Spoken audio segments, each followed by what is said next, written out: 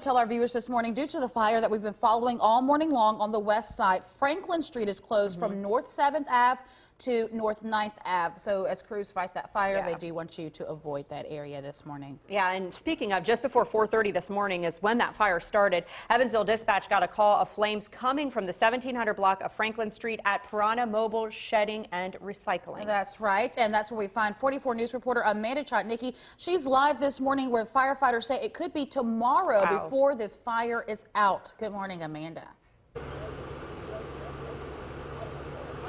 Thanks, Shelby and Melissa. Yes, it could be until tomorrow because this is a mobile shredding business. They have a lot of paper inside. I talked with the chief who says they actually have piles stacked up until the ceiling. So that could be letting the fire continue until tomorrow morning. But right now, I'm actually joined by the sales manager of this business. We have Joe Beck with us this morning. Joe, obviously kind of a shock, not something that you expected to wake up to.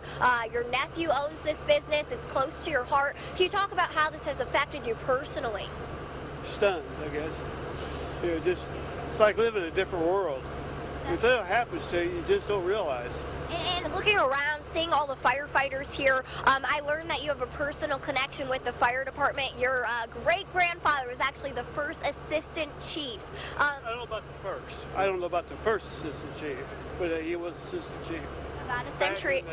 Back in the 1900s. Correct. And just seeing, having that personal connection with the fire department and seeing how hard they're working, how does that make you feel to know that they're fighting to do what they can for your business? I'm very proud of them. My first thought when I got the call was make sure everybody was safe.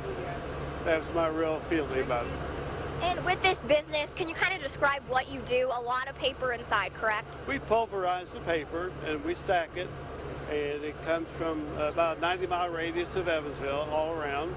And we process that every day, and then that's what we do, just process paper. What's the next step for you guys? Do you think it will be some time before you're back in business, or? We'll be back in business. It's just a matter of just getting all the different areas covered, like a new shredder and new balers and stuff like that in. It won't take us long, but we'll still process stuff. Well, thank we you. have contingency plans. Got it. Well, thank you so much for talking with us. I know it's been a rough morning for you, but I admire your positivity through it all. It's cold out here, and this guy's just still smiling somehow.